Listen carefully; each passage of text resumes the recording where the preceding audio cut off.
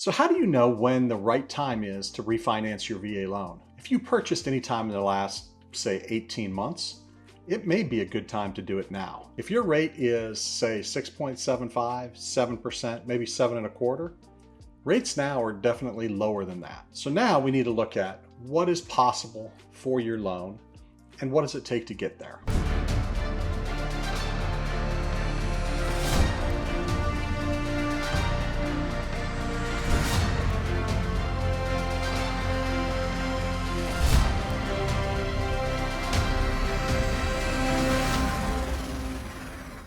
So first thing, the VA interest rate reduction loan. Absolutely the best loan on the planet. It's very fast, it's very cheap, it's very easy to do. You can knock it out literally within a week, 2 weeks, super fast to get done. You don't have to do an appraisal. You don't have to do income verification.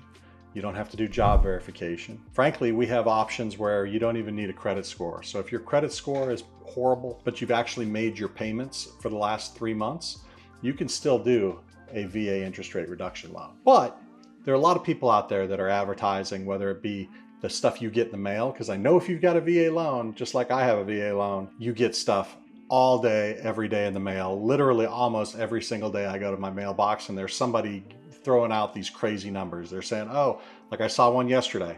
Hey, you can get 4.5%. All right, that's not really realistic. 4.5% is not in the market right now unless you're paying a significant amount of fees. So what do you look at with a VA interest rate reduction loan? For me, I think right now there's no crystal ball. I don't have a crystal ball, but the Fed has signaled that they have a rate cut coming up. I think this first rate cut is actually priced into the market already.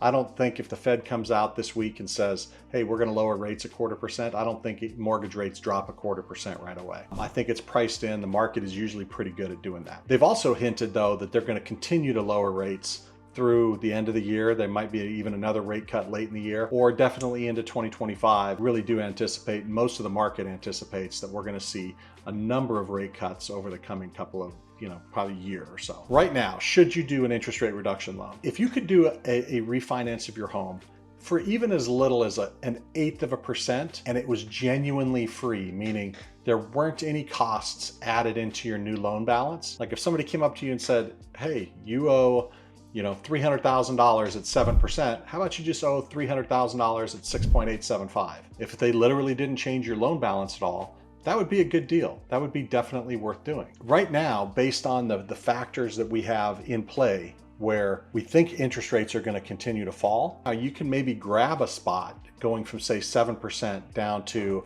a lower interest rate. And there's somewhere in there where you can actually do that, where I, as a lender, can give you a credit back to cover all of your fees. If you could go from 7% to 6.5 or 6.25, and I was covering all of your fees, there would be absolutely no reason not to do that. The reason I think that that's a good play for you right now would be, let's say you went all the way down to 5.75 and you were rolling in $3,000, $4,000, $5,000 of fees. That may not make sense, because a year from now you might be able to get to 5.25. If you're only going to save, let's say, $150 a month, why would you roll in $4,000 worth of fees if you're going to do this again a year from now? So that's why I believe that the best play is for you to go as low as you can go with no fees. So let the lender cover your fees. The other option, another thing you should think about, is even if you have a low interest rate on your house, let's say you bought early in 2022 and you have, say, a 3.5% or a 4%. There are a couple of things that have happened over the last couple of years. Number one, you may have gotten a significant amount of equity. Your house may have appreciated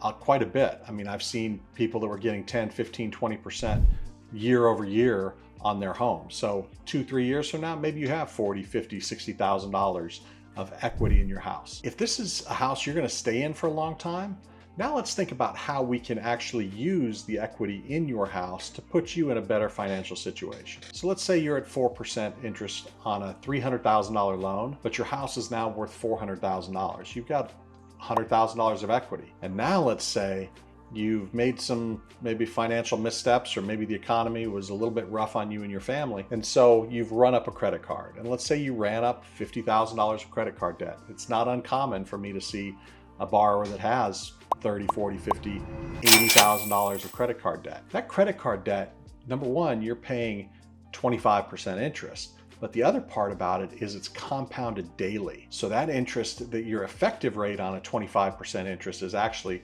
much higher. That APR is significantly higher. So what if you took your current debt and rolled it into your mortgage? Even if your rate had to go up to say 6% or 6.25%, your total debt, depending on your situation, your total debt is going to be at a much lower average interest rate. Your household interest rate across all of your debts could actually be lower by refinancing into a higher interest rate through a cash out refinance with a VA. So if that's a situation you find yourself in where you've got a pretty low mortgage, but you've got a fair amount of equity, and also if you are carrying quite a bit of consumer debt, or maybe you've got a car loan that's $600, $700, $800 a month, like your total monthly payments could go down significantly by doing a cash out refinance. And that may be a great thing for you to do. It can potentially set your family up for the long term, and you can, take a breath, and now you're saving $600 a month. I've done loans for people before where